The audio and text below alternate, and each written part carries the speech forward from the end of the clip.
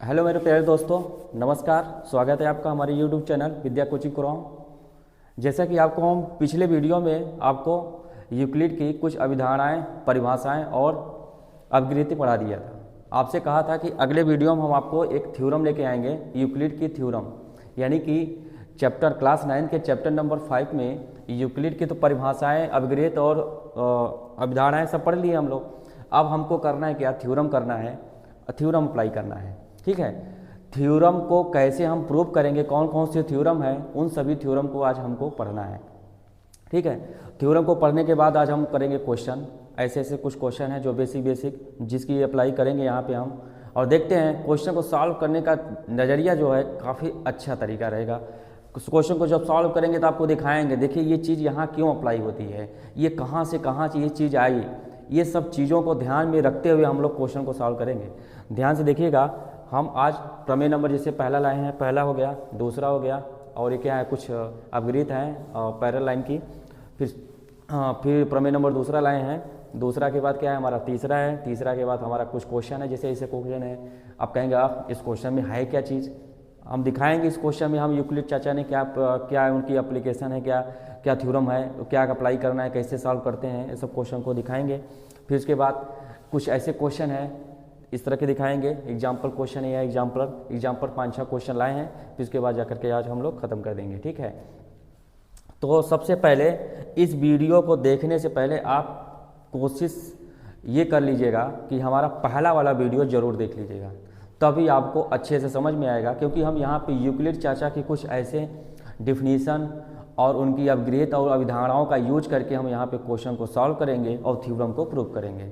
ठीक है, तो हम उम्मीद करते हैं कि आप हमारा पीछे वाला वीडियो, यानी कि इसका पार्ट 1 वीडियो आप देख चुके होंगे और ये वीडियो में आप अच्छी तरह से लग गए होंगे पढ़ने के लिए। चलिए अब देखते हैं आज का मोटिवेशन कोट क्या है। अब वही चीज़ है, कामयाब होना है तो वही कह रहा है, कामयाब इंसान खुश रहे या न रहे, लेकिन जो इंसान खुश रहने वाला हो तो ज़रूर कामयाब होता है। अच्छी बात है, जो कामयाब होता है वो तो खुश होने वाला है और खुश होता भी है भाई। ठीक, तो ये सब आप अपने आप को मोटिवेट होकर के देख लीजिए। हम पढ़ते हैं थ्योरम, क्योंकि हमारा मेन मोटिव क्या है, थ्योरम पढ़ना। ठीक है, चलिए पढ़ते हैं थ्योरम। सिद्ध करें कि दो अलग अलग संख्याओं में एक से अधिक उभयनिष्ठ बिंदु नहीं हो सकते। देखिए प्रमेय नंबर फर्स्ट है, प्रमेय नंबर फर्स्ट देखते हैं। प्रमेय नंबर फर्स्ट क्या बोलता है, इसको हम अंडरलाइन कर देते हैं। आपको बड़े बड़ा दिख रहा है, हमको तो बहुत बड़ा बड़ा दिख रहा है ना, तो बड़ा बड़ा से क्या होना है, क्वेश्चन सॉल्व होना चाहिए। चलिए, सिद्ध करें कि दो अलग अलग रेखाओं में एक से अधिक उभयनिष्ठ बिंदु नहीं हो सकते हैं। ये है यूक्लिड चाचा की पहली थ्योरम। ठीक, तो चलिए हम इस थ्योरम को प्रूव करते हैं। तो क्या उन्होंने बोला, prove that two distinct lines, distinct line मतलब होता है दो भिन्न भिन्न रेखाएं। ठीक है, can not have more than one common point. समझ गए? तो इस तरह से आपको करना है। अब चलिए इसको हम प्रूव करते हैं। देखिए प्रूव कैसे करना है, पहले तो मैं आपको डायग्राम से दिखा दूं। इन्होंने ये कहना चाहते हैं कि जैसे दो रेखाएं हैं, दो डिस्टिंक्ट रेखाएं हैं, अगर एक दूसरे को कहीं पे मीट करेंगी तो एक ही पॉइंट पे मीट करेंगी ना, यानी कि इनका जो उभयनिष्ठ बिंदु होगा, यानी कि ये दो अलग अलग रेखाओं में एक से अधिक उभयनिष्ठ बिंदु नहीं हो सकते। यानी कि दोनों अलग अलग रेखाएं हैं, मान लीजिए रेखा एल है, ये रेखा एम है। ठीक है, ये जा करके कहीं भी एक दूसरे से मिलेंगी तो एक ही बिंदु होगा, एक से अधिक बिंदु नहीं हो सकता। यही प्रूव करना है हमको। ठीक है, तो इसको प्रूव करने के लिए हमको क्या करना होगा, थोड़ा सा आपको सिखाना होगा कैसे थ्योरम को प्रूव किया जाता है। ठीक है, तो थोड़ा सा हम कर लेते हैं, इसकी मोटाई चौड़ाई जो भी हो, चलो यहीं पे चलता है। मैं यहाँ पे लाइन बना रहा हूँ, दो लाइन है, एक यल है और एक लाइन है एम है। ठीक है, यल और एम दो लाइन है। ठीक है, दो डिस्टिंक्ट लाइन है, दो अलग अलग रेखाएं हैं, इन दोनों अलग रेखाओं लाइन बनाते एरो दोनों तरफ बना लेते हैं। ठीक है, अच्छी बात है, आपको दिक्कत ना हो। अब हमको करना क्या है, प्रूव करना है। तो पहले लिखते हैं हम लोग ना, दिया है में लिखते हैं क्या गिवन है, इंग्लिश में क्या लिखता है, गिवन में क्या रहेगा, दो रेखाएं, दो भिन्न भिन्न रेखाएं, ये ले सकते हैं, दो भिन्न भिन्न रेखाएं,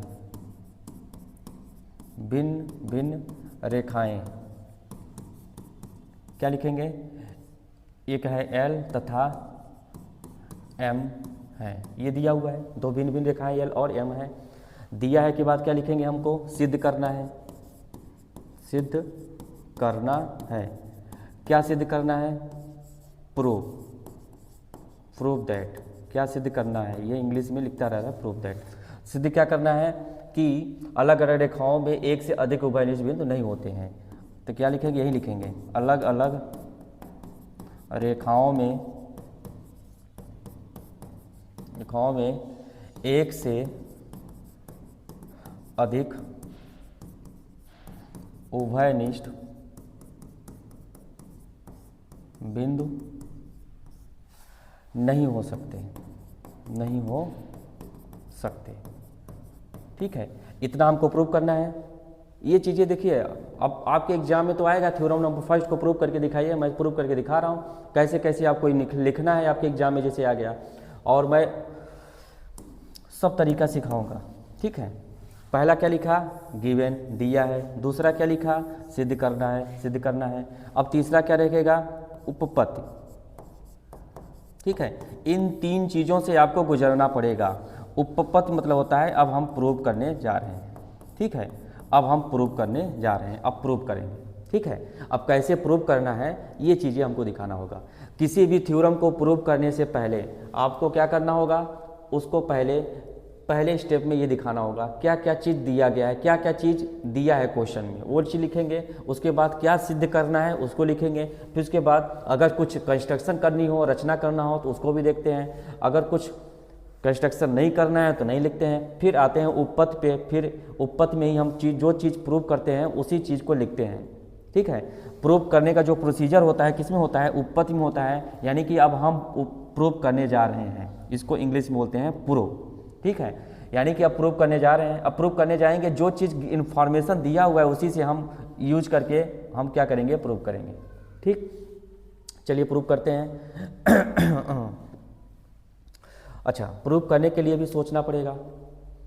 अब दो अलग अलग रेखाएं हैं, तो दोनों अलग अलग रेखाएं या तो एक दूसरे के समांतर हो सकती हैं या तो एक दूसरे के असमांतर हो सकती है। ठीक है, यानी कि पैरेलल लाइन हो सकती है या तो नॉन पैरेलल लाइन हो सकती है। इतना तो हमको सोचना ही पड़ेगा। अगर मैं आपको कोई भी कॉन्सेप्ट प्रूव करने के लिए बोलूँ, अगर मैं कोई आपसे बोले कि दो रेखाएं लीजिए, तो आप क्या सोचेंगे, दो रेखाएं मैं कैसे लूँ, या तो दोनों समांतर हो या तो एक दूसरे से प्रतिच्छेदित करते हुए जाओ या दूसरे को संपाती हो, ऐसे ले सकते हैं रेखाएं।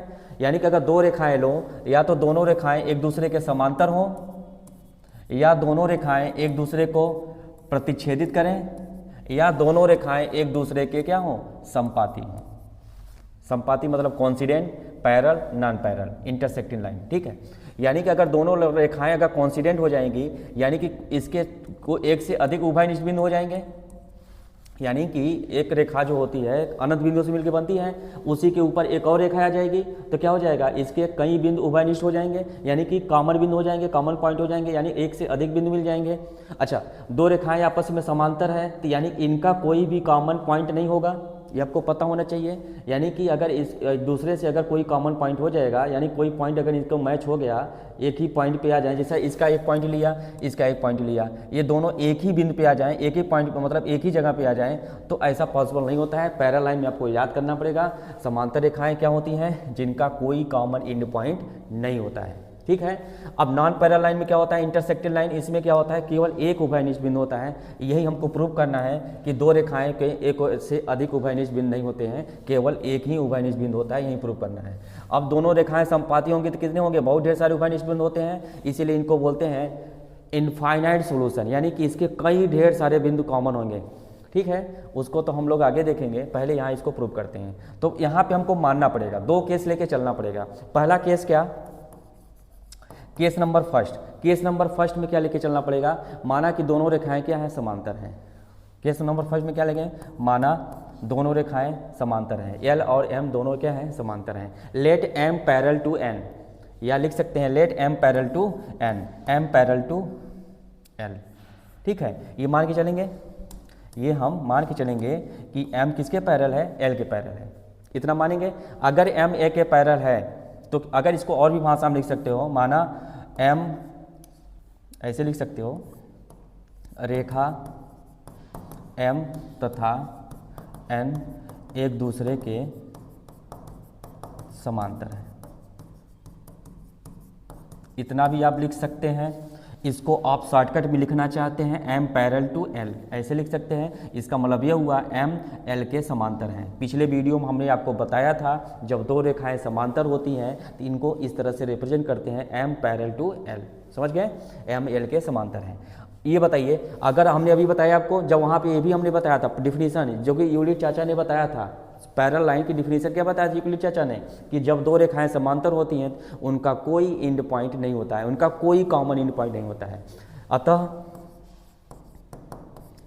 M तथा L के कोई उभयनिष्ठ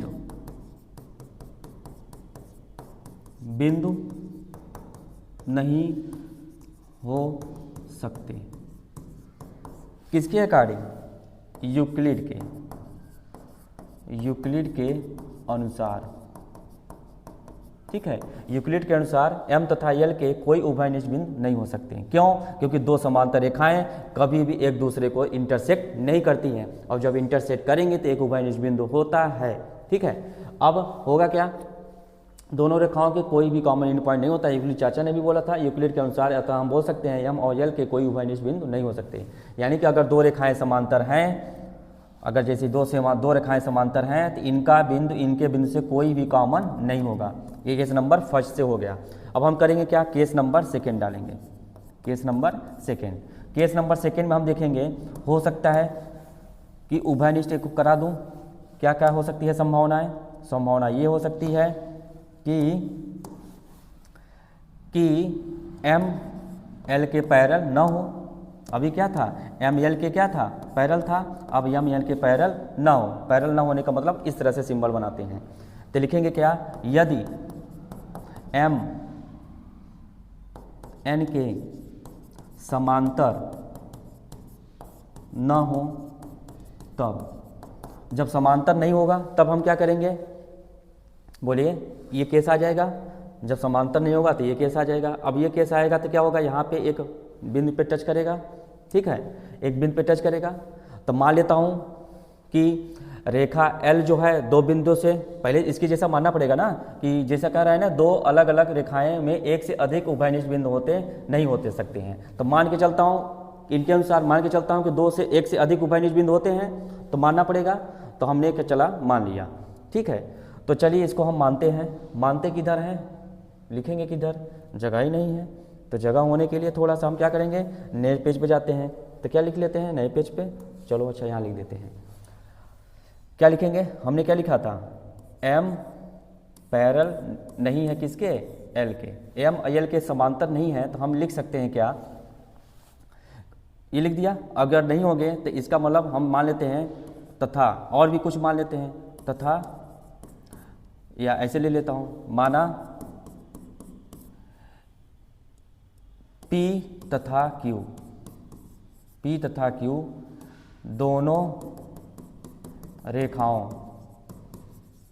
दोनों रेखाओं के उभयनिष्ठ बिंदु हैं। मान लिया कि रेखा M के P तथा Q दोनों उभयनिष्ठ बिंदु है, दोनों रेखाओं के, माना P तथा Q दोनों रेखाओं के उभयनिष्ठ बिंदु हैं। इसका मतलब यह हुआ कि P के भी, रेखा M के भी दोनों बिंदु होंगे। इसका मतलब यह हुआ रेखा M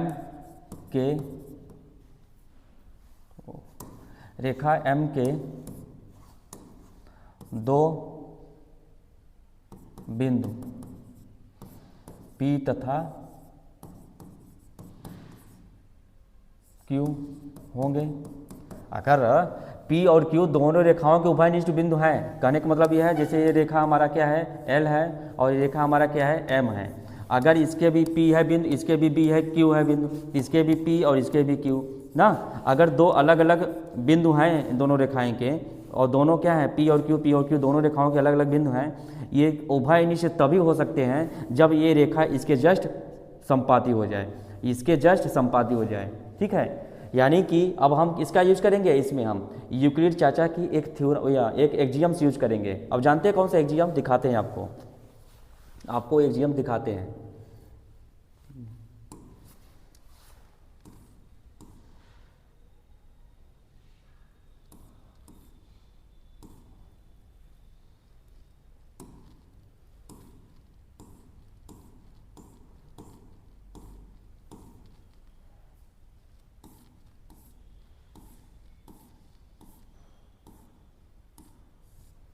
अरे क्या बताऊँ, दिख ही नहीं रहा है।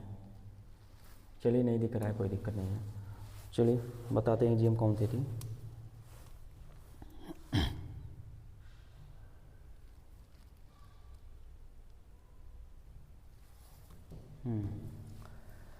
ठीक है। तो यूक्लिड चाचा इतना समझ में आया आपको। अब आगे देखते हैं। पी तथा क्यू रेखा या के दो बिंदु हैं, ऐसे भी क्या होगा, रेखा एल के भी क्या होगा, इसके अनुसार रेखा एल के दो बिंदु पी तथा क्यू होंगे। इसका मतलब ये तो हुआ रेखा अगर जैसे मैंने उनके हिसाब से मान लिया एम एल के पैरेलल नहीं है, यानी कि रेखा एम एल रेखा एल के समांतर नहीं है, इसका मतलब ये हुआ कि एक दूसरे को कहीं ना कहीं इंटरसेक्ट करेंगे। और दूसरी बात ये मान लेता हूँ जैसे क्वेश्चन में कहा है कि एक से अधिक उभयनिष्ठ बिंदु होंगे, तो मान लिया दो उभयनिष्ठ बिंदु ले लिए दोनों रेखाओं के, तो पी तथा क्यू दोनों रेखाओं के उभयनिष्ठ बिंदु मैंने ले लिया। तो रेखा एम के भी वो दोनों बिंदु होंगे और रेखा एल के भी दोनों बिंदु होंगे पी और क्यू। ये ऐसा तभी पॉसिबल हो सकता है जब रेखा एल एम के बराबर होगा। तो यहाँ लिखना पड़ेगा ये तभी संभव है जब रेखा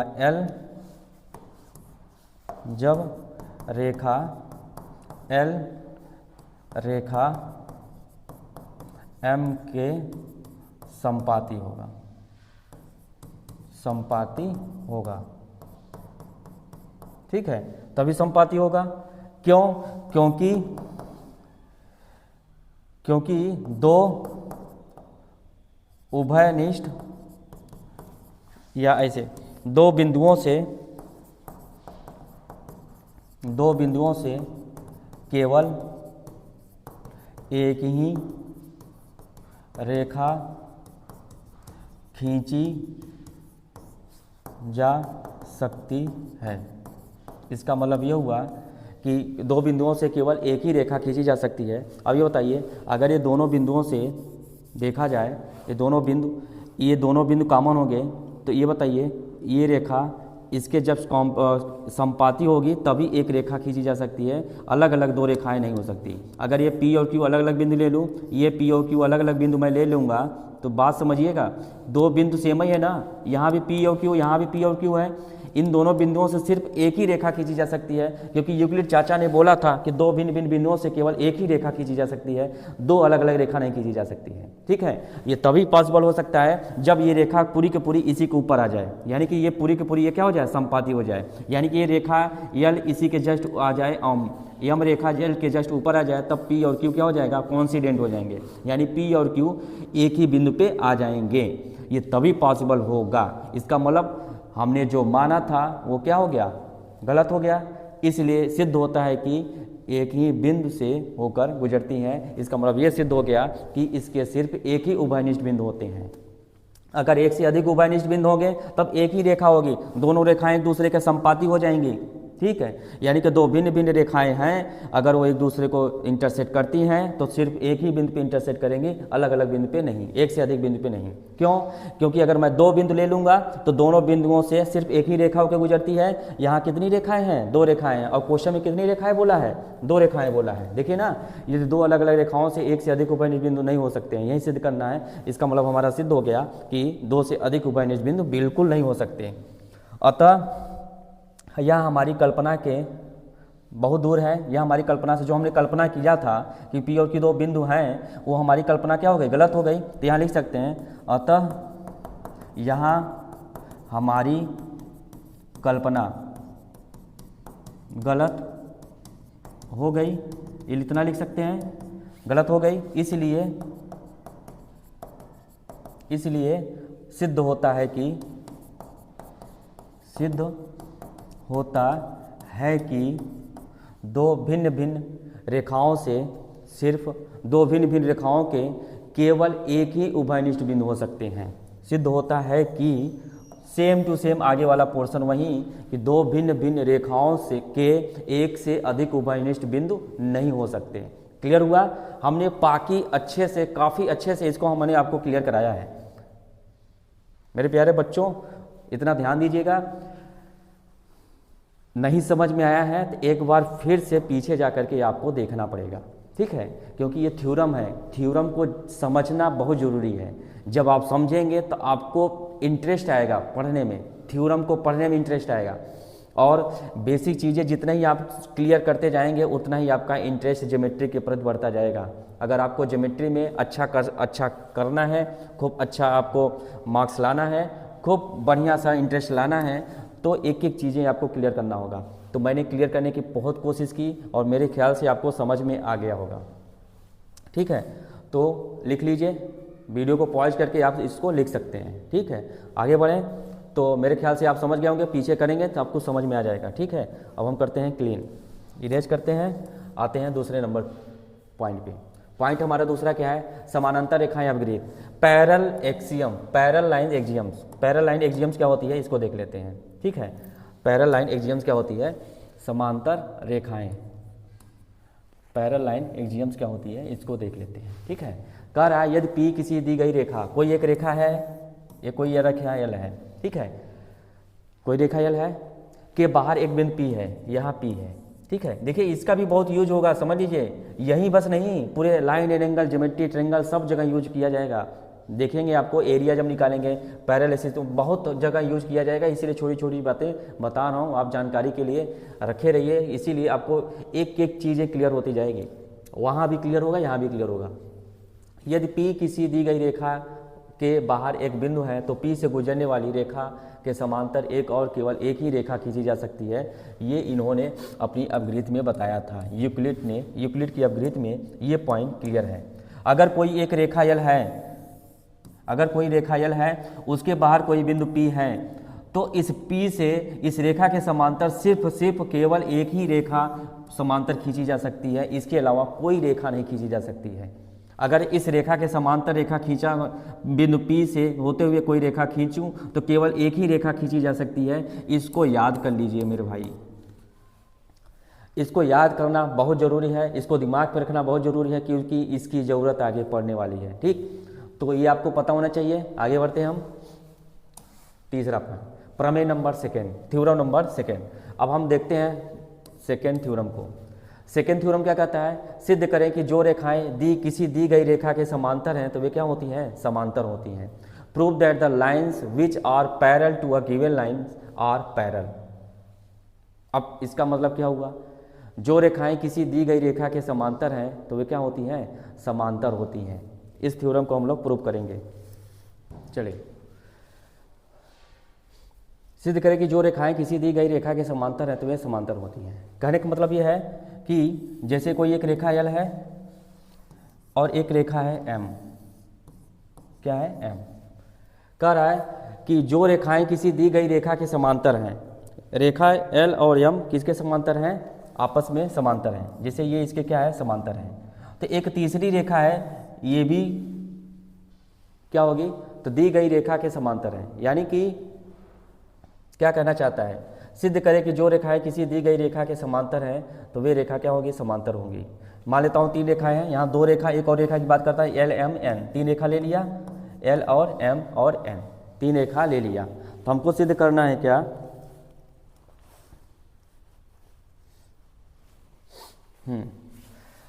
जैसे मैंने बोला ये रेखा इसके समांतर है, ये रेखा इसके समांतर है। मैंने बोला देखो दिया क्या है? दिया है, दिया में क्या है? L पैरेलल टू N तथा L पैरेलल टू या M तथा M पैरेलल टू N। यानी कि L N के पैरेलल, देखो ये रेखा इसके समांतर है, ये रेखा इसके समांतर है। सिद्ध करना है L M के समांतर होंगे। यही कह रहा है ना, सिद्ध कीजिए जो रेखाएं किसी दी गई रेखा के समांतर हों। तो जो रेखाएं, जैसे ये दोनों रेखाएं इसके समांतर हैं L और N, यल और यम, यल और यम किसके समांतर, एन के, यल और यम किसके समांतर है, एन के। ये रेखा इसके समांतर, ये रेखा इसके समांतर है, समझ रहे हैं। यानी कि दो रेखाएं किसी तीसरी रेखा के समांतर हों तो दोनों रेखाएं आपस में क्या होती हैं, समांतर होती हैं। ये कहने का मतलब है। इसका यूज बहुत जगह होने वाला है। इसको प्रूव करने के लिए हम यहाँ दिखा देते हैं कैसे प्रूव करते हैं, लेकिन आपको इसका यूज बहुत ज़रूरी है, ठीक। क्योंकि मैंने क्या बोला, ये रेखा इसके समांतर, ये रेखा इसके समांतर, तो ये दोनों रेखाएं क्या होंगी, समांतर होंगी, यही दिखाना है। तो हमको प्रूव करना है, क्या सिद्ध करना है, सिद्ध करना है, क्या सिद्ध करना है कि L पैरेलल टू M, ये सिद्ध करना है, ठीक है। तो अब क्या करेंगे, उपपद करेंगे, उपपद, उपपद, ठीक है। सबका इंग्लिश आप जानते हैं, इंग्लिश तो आपको पता ही होगा, इंग्लिश के बारे में, इसके बारे में लिख लेना है इंग्लिश में।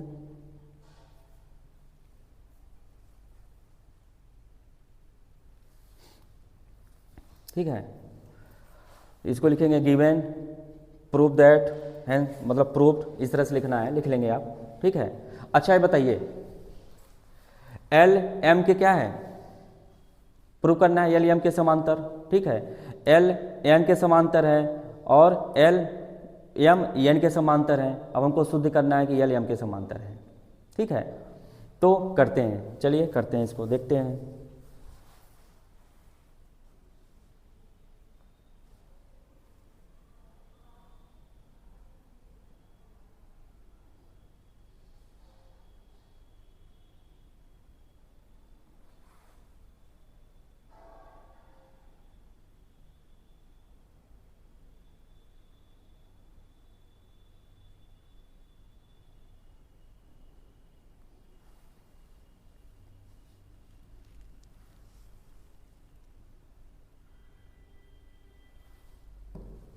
ठीक, चलो देखें।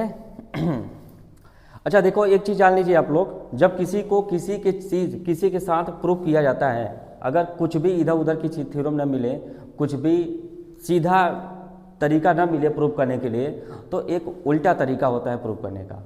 जैसे आप किसमें नंबर सिस्टम में आप पढ़े होंगे क्या, कि सिद्ध कीजिए कि कहानी में 2 एक अपरिमेय संख्या है, सिद्ध कीजिए कि कहानी में 3 एक अपरिमेय संख्या है। तो कैसे करते थे आप, कहानी में 2 को एक परिमेय मान लेते थे, परिमेय मान करके उसको सिद्ध करते थे, परिमेय की जो क्वालिटी मिलती थी उसको करते जाते थे, फिर देखते थे परिमेय की सारी क्वालिटी नहीं मिल रही है, इसका मतलब क्या हो गया, ये अपरिमेय हो गया। ऐसे सिद्ध करना होता है। जैसे मान लो किसी चोर को सिद्ध करना हो कि ये चोर है कि ये सही है ना, जैसे मुजरिम को सिद्ध करना होता है, जैसे पुलिस पकड़ती है मुजरिम को, तो सबसे पहले क्या करती है, उसके अंदर जो मुजरिम न होने की क्वालिटी होती है उससे क्वेश्चन किया जाता है।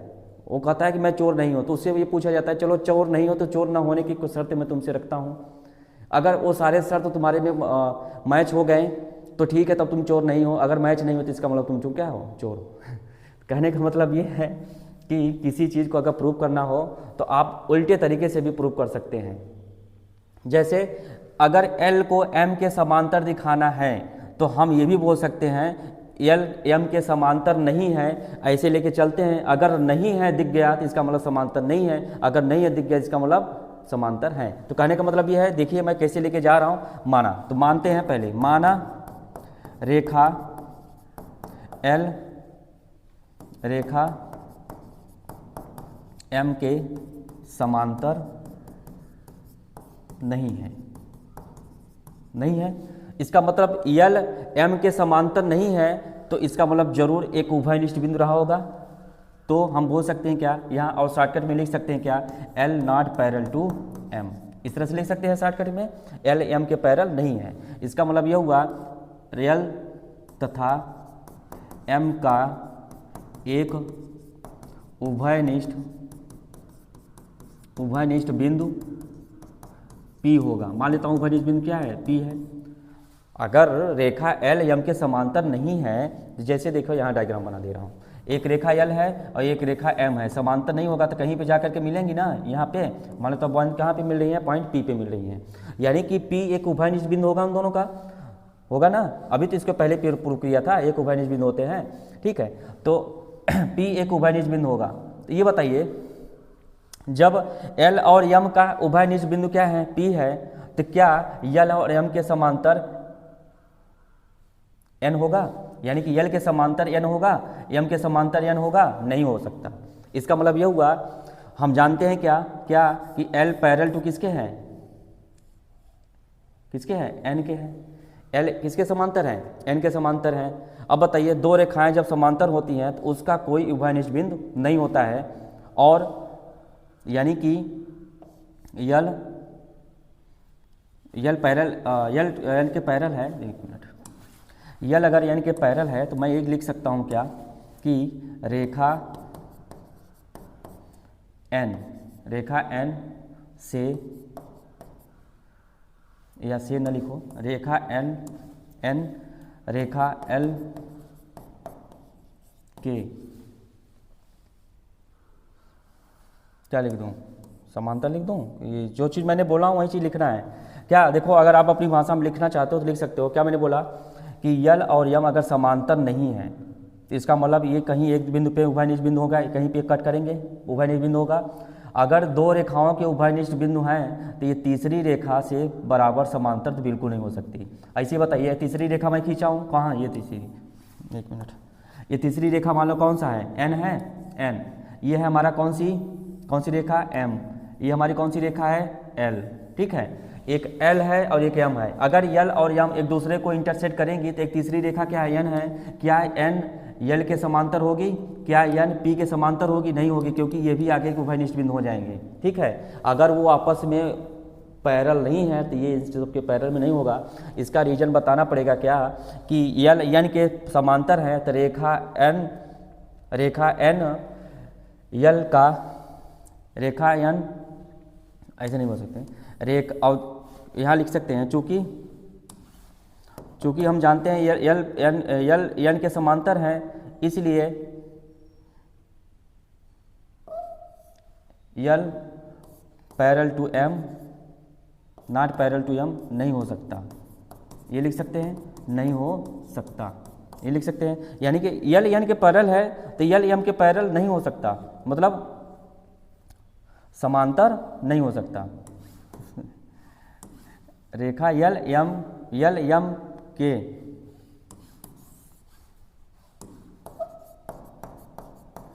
समांतर होगा। ठीक है, इस तरह से आप बना सकते हैं। इसके बारे में मैं कुछ नहीं लिखूंगा, यही चीज़ आपको लिखना है। ठीक है, क्या कि अगर दो रेखाएं अगर समांतर न हो, जैसे हमको प्रूव करना है कि यल एम के समांतर नहीं है, यल एम के समांतर नहीं है, जैसे यल एम के समांतर सिद्ध करना हो, यल एम के समांतर नहीं है मान लेंगे हम, फिर क्या करेंगे, ये कहीं एक उभयनिष्ठ बिंदु पे इंटरसेक्ट करेंगे, यानी कि एक उभयनिष्ठ बिंदु होगा। अब ये बताइए, एक रेखा एन है, एक रेखा एन है। अब ये रेखा एन जो है इन दोनों से चेक करेंगे, एन एल के भी समांतर है, एन एन के भी समांतर है। बताइए एन जो है एल के भी समांतर है और एम के भी समांतर है। तो ऐसे तभी हो सकता है जब ये उभयनिष्ठ बिंदु पे ना हो। समझ गए, यानी कि उभयनिष्ठ बिंदु नहीं होगा। अब उभयनिष्ठ बिंदु नहीं होगा, इसका मतलब दोनों रेखाएं क्या होगी, समांतर होगी। इसका मतलब हमने जो माना था, क्या माना था, गलत माना था। यह हमारी कल्पना के क्या है, गलत है, यह हमारी गलत कल्पना है। इसलिए हमको क्या करना होगा, एल को एम के समांतर दिखाना होगा। इस तरह से आप कर सकते हैं। उम्मीद करता हूँ आप अच्छे से सीख गए होंगे और लिख लिए होंगे, कोई दिक्कत नहीं है। आइए प्रमेय नंबर 3 देखते हैं। ठीक है, प्रमेय नंबर 3 देखिए, प्रमेय नंबर 3 क्या है, रेखा A B A C A D और ए ई रेखा यल के रेखा के समांतर हैं। तो दिखाइए कि बिंदु A B C D E संरेखा है। कहने का मतलब यह है कि ए बी एक रेखा है, ए बी, और एक क्या है, ए सी रेखा है, ए सी, और एक क्या है, ए डी रेखा है, ए डी, और एक क्या है, ए ई रेखा है, ए ई। ठीक है, ये बोला है। ये 4 रेखाएं हैं, 4 तरह की रेखाएं हैं, और ये किसी रेखा यल के एक रेखा के समांतर हैं। यही दिखाना है कि एक रेखा के क्या है, एक यल रेखा यल है, इसी के क्या है, एक समांतर है। ठीक है, तो दिखाना है हमको कि बिंदु A B C D E एक क्या है, संरेख है। तो दिया है, क्या लिखेंगे, दिया में लिखेंगे क्या, A B A C A D A ई रेखाएं हैं जो रेखा यल के समांतर हैं। रेखा एल के समांतर है। अभी हमने आपको बताया था ये इसके समांतर है, ये इसके समांतर है, दूसरी थ्योरम लगा सकते हैं ना। अभी दूसरी थ्योरम, ये रेखा इसके समांतर, ये देखो ये सभी की सभी रेखाएं इसके समांतर हैं, ये रेखा इसके समांतर, ये रेखा इसके समांतर, ये रेखा इसके समांतर, ये रेखा इसके समांतर। तो मैं कह नहीं सकता हूँ ये इसके समांतर है, ये इसके समांतर, ये आपस में समांतर होंगे। थ्योरम नंबर सेकेंड, जो अभी थ्योरम नंबर जो आपको पढ़ाया, ये इसके समांतर, ये इसके समांतर, ये आपस में समांतर, यानी कि ये सभी के सभी आपस में क्या होंगे, समांतर होंगी। ठीक है, ये सभी की सभी आपस में क्या होंगी, समांतर होंगी। यानी कि हमको सिद्ध क्या करना है, सिद्ध क्या करना है कि बिंदु ए बी सी डी और ई संरेख है। संरेख है मतलब एक ही रेखा में सब ये सब बिंदु आने चाहिए, ये कहने का मतलब है। अब ये बताइए ए और बी रेखा जो है एल के समांतर है, ए और सी एल के समांतर है, ए डी एल के समांतर, ए ई एल के समांतर हैं। तो ए तो उभयनिष्ठ बिंदु हो गया इन दोनों का। देखिए ए उभयनिष्ठ बिंदु हो गया, ए उभयनिष्ठ बिंदु हो गया तो बी यहाँ आएगा, सी यहाँ आएगा, डी यहाँ आएगा, ई यहाँ आएगा, और सब एल के समांतर हैं, सब एल के समांतर होते ही हैं। यानी कि हम सिद्ध कर सकते हैं क्या कि एक ही रेखा में ये सभी के सभी बिंदु आएंगे। हम नोट पॉइंट भी लिखेंगे क्या, दो उभयनिष्ठ बिंदुओं से सिर्फ एक ही रेखा खींची जा सकती है, दो बिंदुओं से एक ही रेखा खींची जा सकती है। क्या, पहला थ्योरम ये यूज करेंगे, सेकेंड वाला थ्योरम यूज करेंगे तीसरे वाले प्रूव करने के लिए। एक बात जान लीजिए, किसी भी थ्योरम को प्रूव करने के लिए उसके पीछे की जो थ्योरम यूज हुई रहती है उसका हम प्रयोग कर सकते हैं।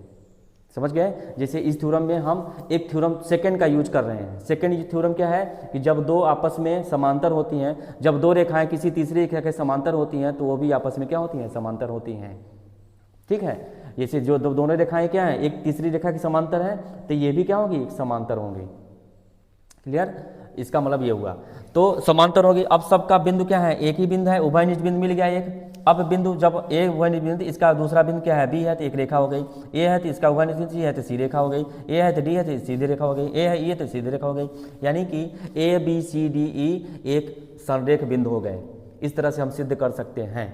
ठीक है, इस तरह से हम सिद्ध कर सकते हैं। सिद्ध करना है ये, उपपत्ति में क्या लिखेंगे, उपपत्ति में हम लिख सकते हैं क्या कि A B parallel to L ना, दिया हुआ है क्या है ए बी, यहाँ सब यहाँ दिया है, मैं तो ये भी लिख सकता हूँ ए बी क्या है, एल के पैरेलल है ना, और ए सी एल के पैरेलल है, और ए डी एल के पैरेलल है, और ए ई किसके पैरेलल है, एल के पैरेलल है ना। तो ये सब क्या है, पैरे दिया हुआ है। अब ए बी एल के पैरेलल है और ए सी एल के पैरेलल है, तो इसका मतलब ए बी ए सी के पैरेलल हो जाएगा प्रमेय नंबर सेकेंड से, प्रमेय 2 से, अभी जो तो प्रमेय नंबर पढ़ा था। ठीक है, ऐसे और भी लिख सकते हैं क्या, और भी क्या पॉइंट वाइज लिख सकते हैं, एक मिनट, पॉइंट टू पॉइंट क्या लिख सकते हैं, ध्यान से देखिएगा। ऐसे मैं लिख सकता हूँ क्या, ए बी ए सी हो गया, ऐसे मैं इसको भी लिख सकता हूँ ए सी ए डी पैरेलल हो सकता है, ए सी पैरेलल टू क्या है, एल है, ए डी पैरेलल टू क्या है, एल है, तो ए सी पैरेलल टू क्या हो जाएगा, ए डी हो जाएगा। ये प्रमेय नंबर 2 से लिख सकते हैं, प्रमेय नंबर 2 से। ऐसे ही ये सब के सब पैरेलल हो जाएंगे। यानी कि इसी प्रकार हम लिख सकते हैं क्या, A B parallel to A C parallel to A D parallel to A C A E, ये पैरेलल हो जाएंगे, सबके सब समांतर हो जाएंगे। अब इन सभी में क्या हो रहा है, एक उभयनिष्ठ बिंदु हो रहा है, तो एक उभयनिष्ठ बिंदु हमने ले लिया ए, तो ए आए। अब दूसरा बिंदु क्या है, बी, तो एक दो बिंदुओं से एक रेखा खींच सकते हैं। एक उभयनिष्ठ बिंदु ए है, दूसरा बिंदु क्या है, सी है, तो एक बिंदु एक रेखा खींच सकते हैं। इस तरह से एक रेखा खींच सकते हैं, इस तरह से एक रेखा खींच सकते हैं। यहाँ से सिद्ध होता है कि A B C D E एक संरेख बिंदु है, एक संरेख है। समझ गए, संरेख बिंदु है। संरेख बिंदु मतलब होता है एक ही रेखा में सब बिंदु आ जाएं, ये होता है। क्लियर हुआ? तो उम्मीद करता हूँ ये थ्योरम आपको समझ में आ गया होगा। आगे बढ़ते हैं। ठीक है, अच्छा, सारे थ्योरम हो गए। अब हम करेंगे क्या, क्वेश्चन को सॉल्व करेंगे। क्वेश्चन में देखिए, जैसे ये क्वेश्चन है, इस क्वेश्चन को सॉल्व करेंगे। अब इस क्वेश्चन में सॉल्व करके आप उससे आप फिल करेंगे। देखिए वो जो फिगर बना ना, ये छोटा बच्चा, ऐसा आप फिल करेंगे, वाह मज़ा आ गया। ठीक है, वाकई में मज़ा आ जाएगा। क्यों? क्योंकि यहाँ पे पक्षांतर कर दो, इधर देखो, मैंने बताया था ना LHS और बराबर RHS। LHS पोर्शन में कोई चीज़ अगर मल्टीप्लाई में हो तो RHS पोर्शन में जाता है तो क्या हो जाता है, डिवाइड हो जाता है। अगर RHS पोर्शन में कोई चीज़ मल्टीप्लाई में हो, LHS पोर्शन में जाता है तो क्या होता है, डिवाइड हो जाता है। यानी कि मल्टीप्लाई वाली चीज़ बराबर के उस साइड जाती है तो क्या हो जाती है, डिवाइड हो जाती है, और डिवाइड वाली चीज़ बराबर के उस साइड में जाती है तो मल्टीप्लाई हो जाती है। समझ गए? यानी LHS पोर्शन का डिवीजन पोर्शन RHS पोर्शन में मल्टीप्लिकेशन हो जाता है, और RHS पोर्शन का डिवीजन पोर्शन LHS पोर्शन में मल्टीप्लिकेशन हो जाता है। ठीक, अगर मैं LHS पोर्शन में कोई चीज़ ऐड है तो RHS पोर्शन में वो चीज़ क्या हो जाती है, सबस्ट्रेट हो जाती है। उधर जाते हैं तो सबस्ट्रेट कर देते हैं, और RHS पोर्शन में कोई चीज़ ऐड है तो LHS पोर्शन में जाता है तो क्या हो जाती है, सबस्ट्रेट हो जाती है। LHS पोर्शन में कोई चीज़ अगर माइनस है तो RHS पोर्शन में जाकर के वो क्या हो जाती है, प्लस हो जाती है। इस तरह से कॉन्सेप्ट पता होना चाहिए आपको। ये कॉन्सेप्ट आप लगाएंगे तो ये आंसर पा जाएंगे क्या, कि x ये इधर माइनस में उधर जाएगा क्या हो जाएगा, प्लस हो जाएगा। तो 15 6 21 और कितना आ जाएगा, 21। आप खुश हो गए, मज़ा आ गया। ठीक है, लेकिन मैं आपको एक यहाँ पे मज़ेदार वाली बातें बनाना चाहता हूँ कि यूक्लिड चाचा ने इसको कैसे सोचा था। ठीक है, यूक्लिड चाचा ने क्या सोचा, अब यूक्लिड चाचा की कुछ एक्सियम्स हैं, उसका यूज करके हम क्या करेंगे, सॉल्व करेंगे। अब कुछ एक्सियम्स क्या थी, उन्होंने बोला था बराबरों में बराबर चीज़ अगर घटाया जाए या जोड़ा जाए तो भी क्या होता है, बराबर होता है ना एक्सियम्स।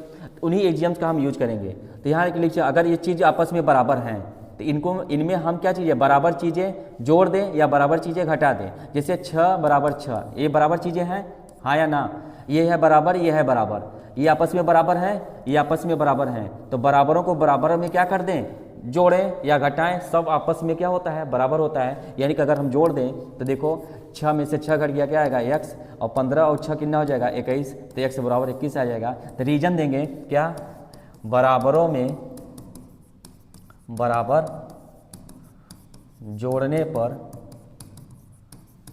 बराबर प्राप्त होता है।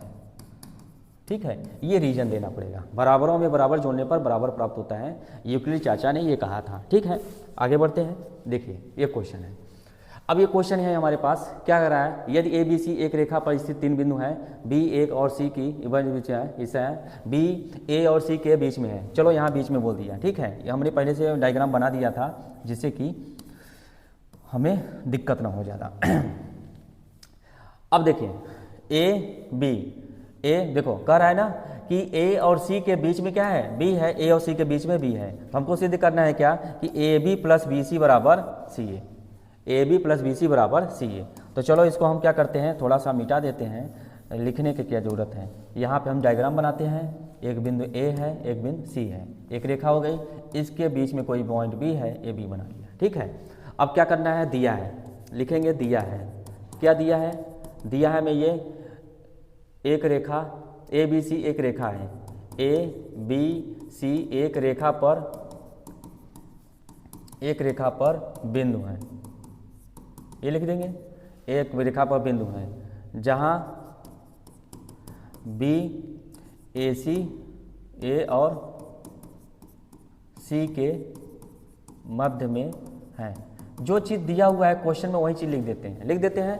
अब सिद्ध करना है, सिद्ध क्या करना है बताइए, क्वेश्चन में कहा है सिद्ध करना है, क्या सिद्ध करना है कि A B plus B C बराबर क्या होगा, ए सी, ये हमको सिद्ध करना है।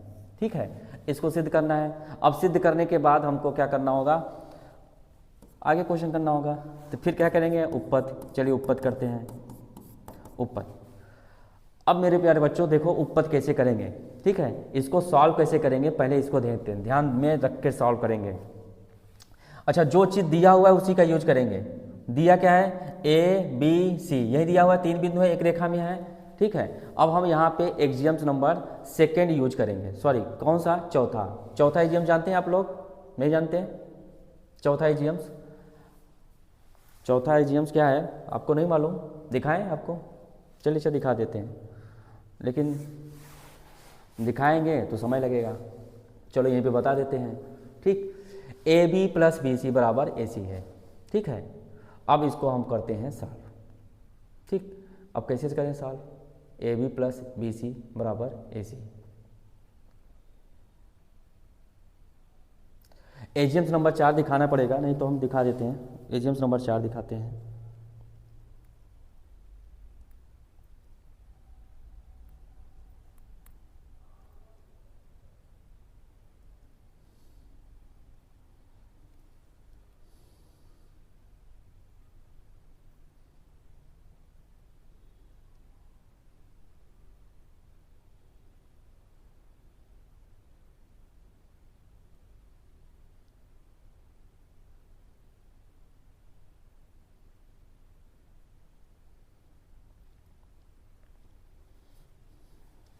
चलो दिखाई देती हैं।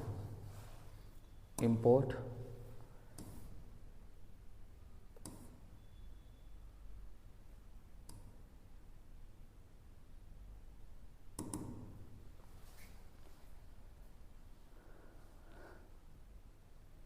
दिखा देते हैं आपको।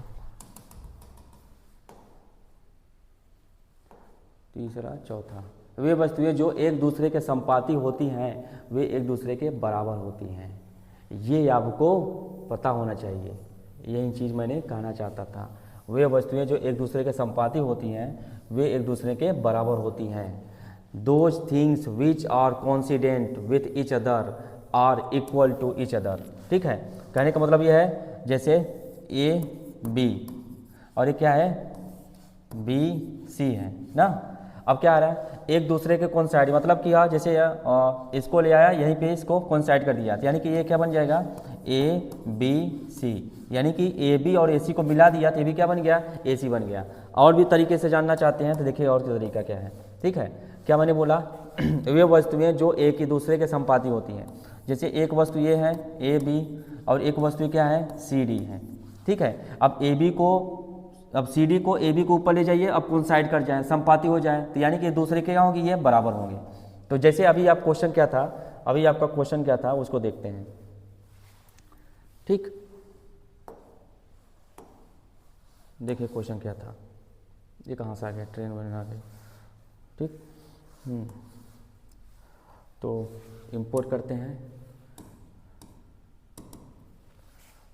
ठीक है, इसमें देखते हैं, आपको बताते हैं। ठीक है, ए बी सी, हाँ क्या फिर लिख देते हैं यार, वही चीज़ लिखना पड़ेगा। आप दिया है हमें, दिया है, क्या दिया है कि ए बी सी 3 बिंदु हैं। ठीक है, एक रेखा पर 3 एक रेखा पर बिंदु है, लिख देंगे। फिर क्या लिखेंगे, सिद्ध करना है। क्या सिद्ध करना है कि A B plus B C बराबर ए सी।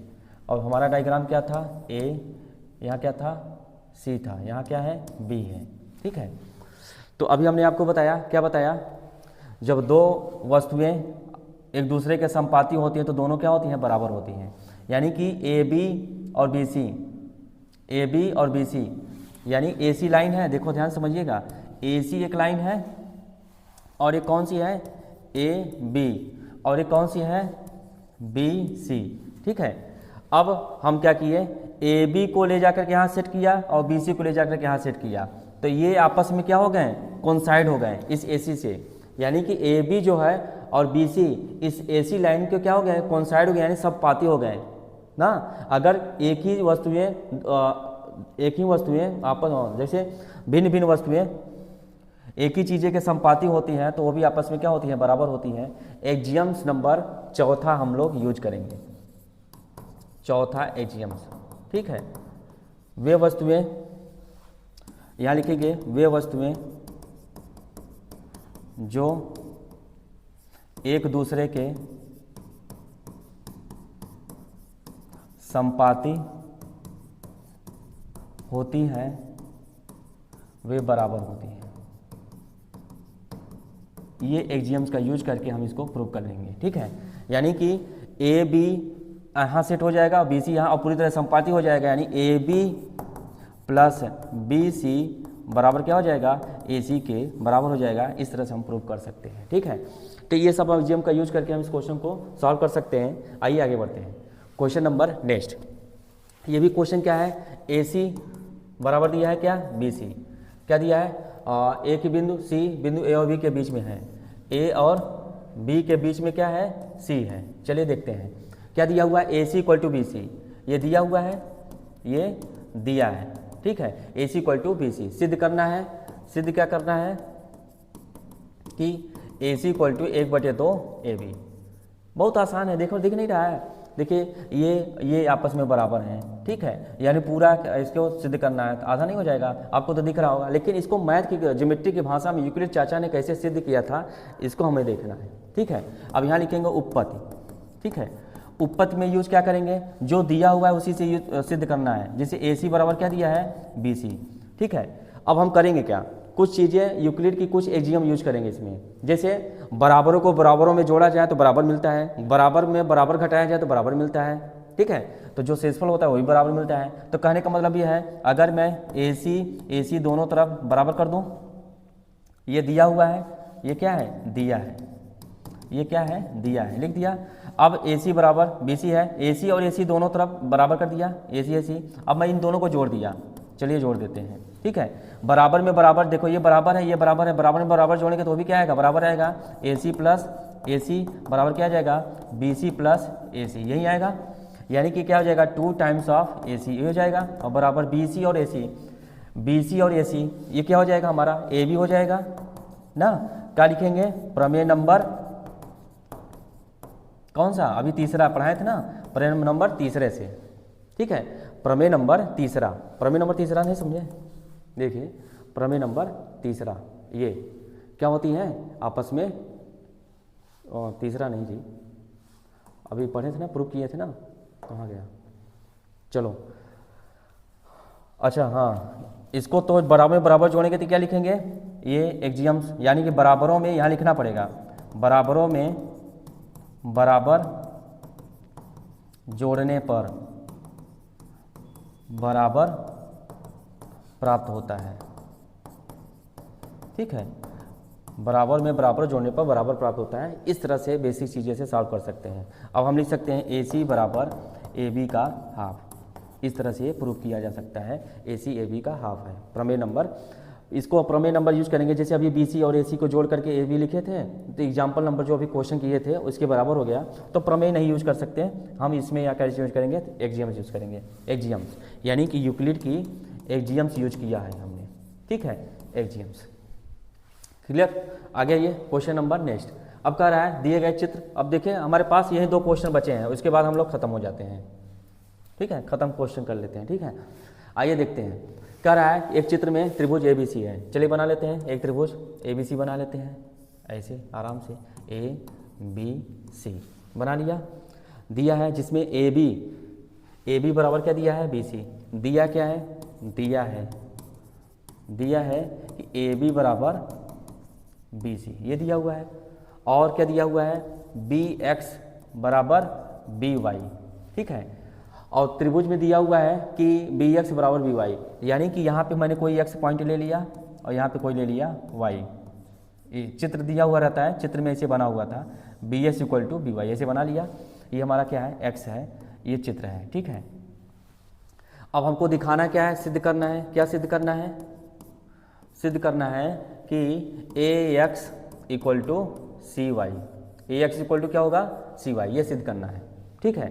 तो चलिए इसको हम सिद्ध करते हैं। अब क्या लिखेंगे यहाँ पे, उपपत्ति करेंगे। उपपत्ति का मतलब ये होता है कि अब हम सिद्ध करने जा रहे हैं। अच्छा, उपपत्ति में जब हम सिद्ध करने जाते हैं तो हमको जो दिया हुआ रहता है उसी का यूज करके हमको सिद्ध करना होता है, ठीक है। जैसे AB बराबर क्या है, BC है, ठीक है, AB बराबर BC है।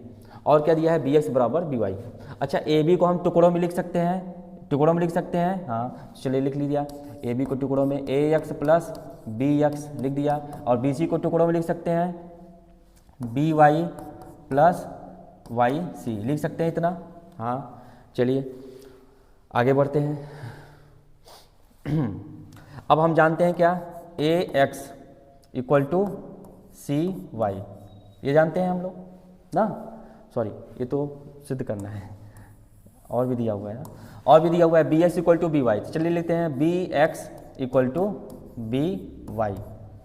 अब इनको क्या कर देते हैं, घटा देते हैं। देखिए यहाँ पे हमने भी लगाया, यूक्लिड का एक्जियम्स लगाया। क्या एक्जियम्स लगाया, ध्यान से देखिएगा, बहुत मज़ेदार चीज़ें हैं। ये दोनों आपस में क्या है, बराबर हैं, ये दोनों आपस में क्या है, बराबर हैं, और ये दोनों आपस में क्या है, बराबर हैं। तो बराबरों में बराबर घटाया जाए तो जो मिलेगा वो भी क्या होगा, बराबर होगा।